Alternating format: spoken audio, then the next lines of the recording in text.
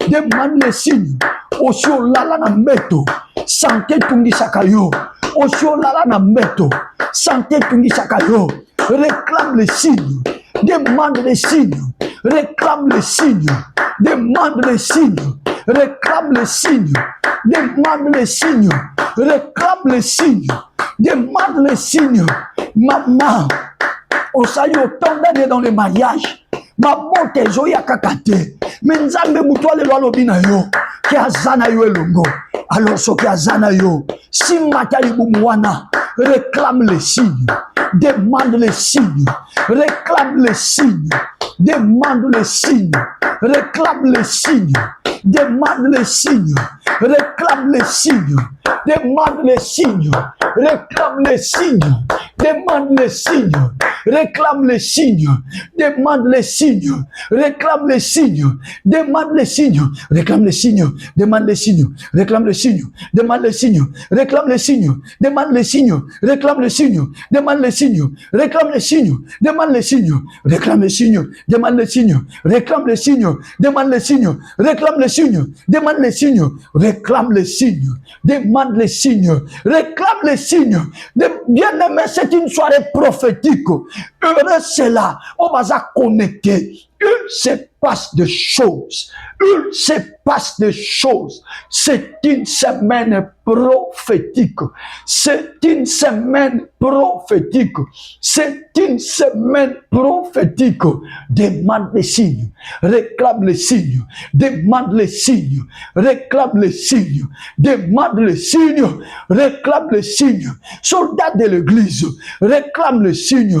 Maman.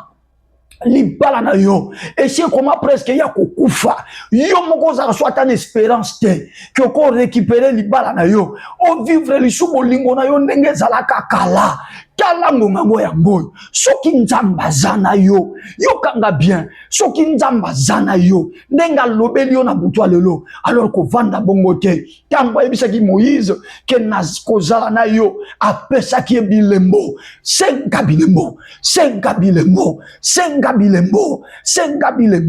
réclame les signes, demande les signes, réclame les signes, demande les signes, réclame les signes. Bien aimé, vas-y, c'est une semaine prophétique.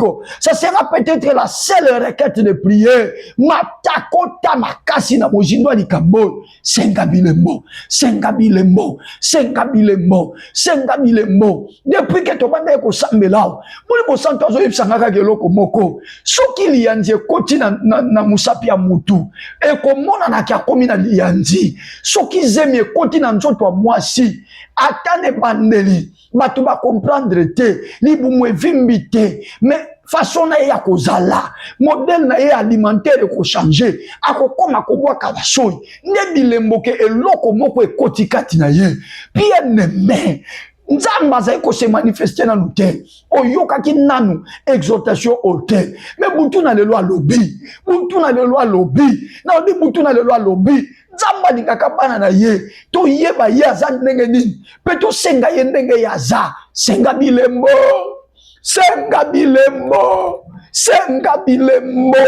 Mata lisusu.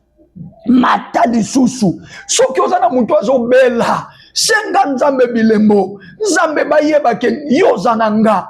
Bikisa ye. Kenda te pa mutu mwaza na hôpital wana soko zana na hôpital. Soko zana na ndaku.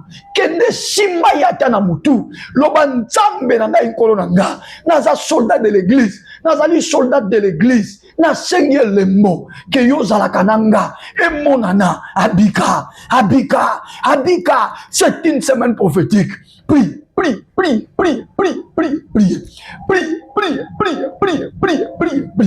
Mata. Tokei. Mata. Elembwe monana. Elembwe salema. Elembwe monana.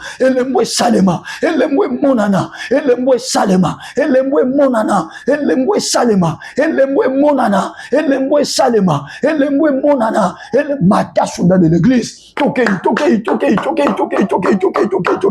Demande un signe, réclame un signe, demande un signe, réclame un signe, demande un signe, réclame un signe, demande un signe, réclame un signe, demande un signe, réclame un signe, demande un signe, réclame un signe, demande un signe, réclame un signe.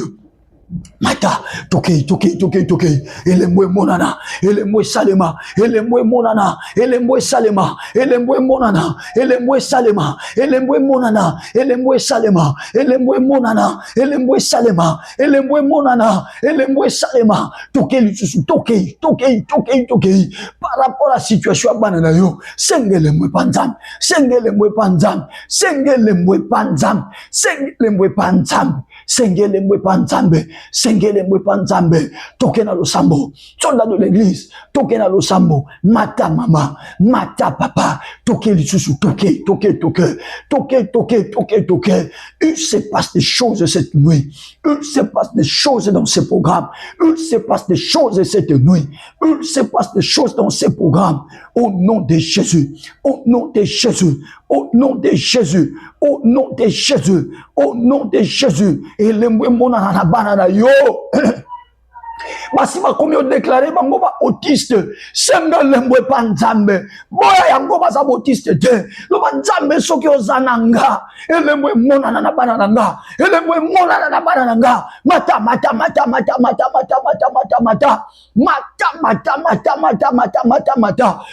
lisusu mata, elembwe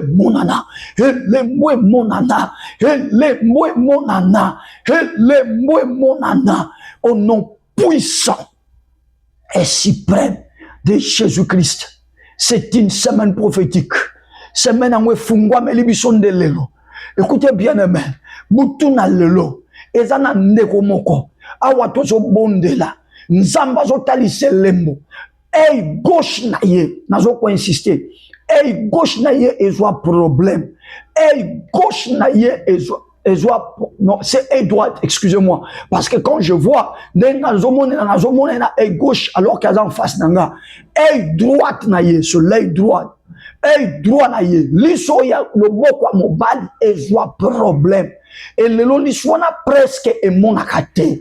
Presque mon akate. Outiko senga elemwe panzam. Olobi nzambe soki osananga. Pesange le moliso e mona. Le Seigneur t'a écouté. Le Seigneur t'a écouté. Je dis le Seigneur t'a écouté. Je dis encore le Seigneur t'a écouté. Il y a un miracle maintenant dans cette été. Il y a un miracle maintenant dans cette été. Il y a un miracle maintenant dans cette été. Au nom de Jésus-Christ de Nazareth. Fumolamo. Et moni. Et moni. Nalobi et moni. Dieu n'est pas un homme pour mentir. Ni fils d'homme pour se repentir. C'est le quotidien de notre Dieu. Quelque chose vient d'arriver. Bien aimé, c'est une semaine prophétique. Ne plus. Tombola maboko. Je vais prophétiser des choses qui ne vont pas venir, mais qui vont s'accomplir instantanément. Je dis, je vais déclarer des choses. Makambo n'a déclaré sikoy. Et ko sale mate. Ezoko kisama kaka tango yambia mona kondimo pesi amena malam. Tombola maboko. Tombola maboko. Tombola lisu maboko likolo. Tombola maboko likolo. Tombola lisu maboko likolo. Oh my God. Ce que ça n'a pas de problème à stérilité. Tombola maboko likolo. Au nom de Jésus-Christ. Au nom de Jésus-Christ. Au nom de Jésus-Christ. Au nom de Jésus-Christ. Au nom de Jésus-Christ. En cette semaine prophétique.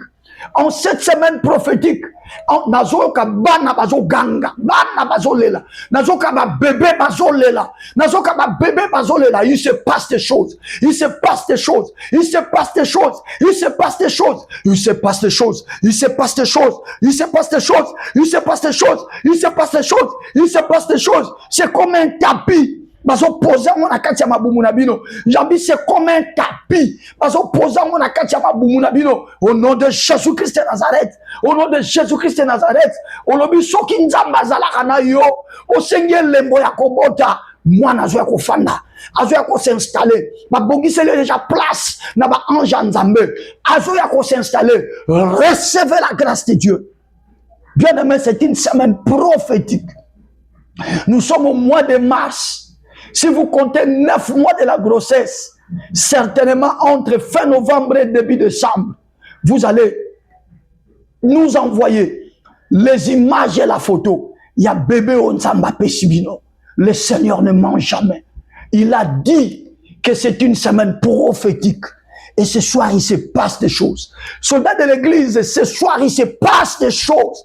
Je dis encore qu'il se passe des choses. Alléluia. Alléluia. Alléluia. Alléluia. Bien aimé, la résurrection est là. Oyo nyonso ekufa. Eteni anzoto na yo fonctionne à l'issue. Oh my God. Oh my God. Oh my God. Bien-aimé dans des soirées prophétiques, bazala akakande na kondima. Oh my God. Un homme dans ce programme, au nom puissant et suprême de Jésus. Nalobi mobali moko na kati ya programme oyo. Asia komaki impuissant. Asia perdaki makasi na ya ki mobali. Il y a la résurrection qui arrive. Pendant que je suis en train de proclamer les oracles du Seigneur maintenant, car l'Esprit du Seigneur est sur moi. Pendant que je proclame les oracles du Seigneur maintenant, Papa, au nom de Jésus-Christ, il y a la résurrection qui entre maintenant dans ton corps et ton organe est en train de ressusciter. Je dis qu'il est en train de ressusciter. Je dis que ça ressuscite au nom de Jésus. Ah, tu vas sentir maintenant quelque chose. Tu vas sentir maintenant quelque chose. Oui, oui, oui, oui. C'est Jésus-Christ qui est à l'œuvre. C'est Jésus-Christ qui est à l'œuvre. C'est Jésus-Christ qui est à l'œuvre. Oh, dans ce beau pays. Oh, dans ce continent. Oui, dans le monde entier. Les cœurs sont touchés. Les malades sont guéris. Glorifions Jésus. C'est le Saint-Esprit qui agit dans cette vie. Oh, dans ce beau pays, dans ce beau pays, dans ce continent, dans le monde entier, les cœurs sont touchés, les malades sont guéris. Glorifions Jésus. C'est le Saint-Esprit qui agit dans ce... Oui, c'est le Saint-Esprit qui agit. C'est le Saint-Esprit qui agit. Je vois AVC Nengeni Bandiko céder. Parce qu'il y a une onction particulière pour la guérison. Nabutu ya lelo. Nabi onction moko particulière pour la guérison. Nabutu ya lelo.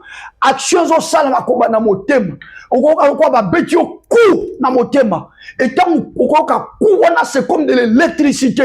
Et la partie qui ne fonctionnait pas. Makilezo le kapezo soit bobo. Au nom de Jésus-Christ, na proclamé maintenant soit guéri de cette paralysie. C'est fait. C'est fait. C'est fait. C'est fait. C'est fait. C'est fait. Bien aimé, on va continuer demain alors. C'est une semaine prophétique, Bandeko. C'est une semaine prophétique. On va continuer demain. Babito Stolexi à peu près 10 minutes. C'est une semaine prophétique. Oh my God.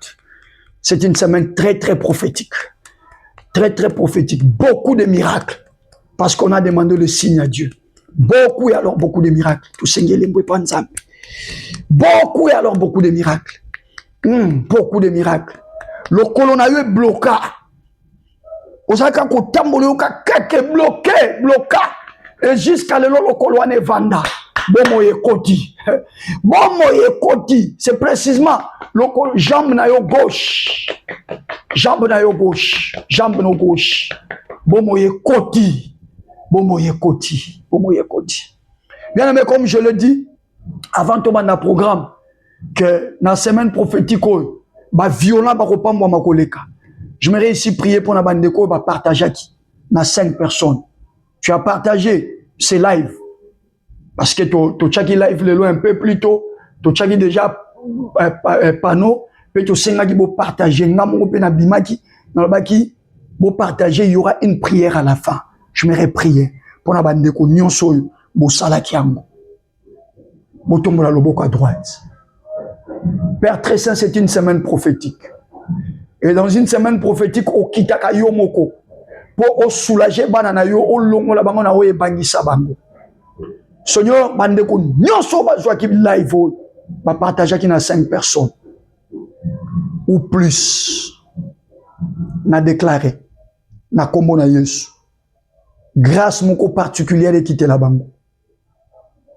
Et lembo nazo senga yo parce que nzambo lobi na biso, lokolo za na biso to senga lembo.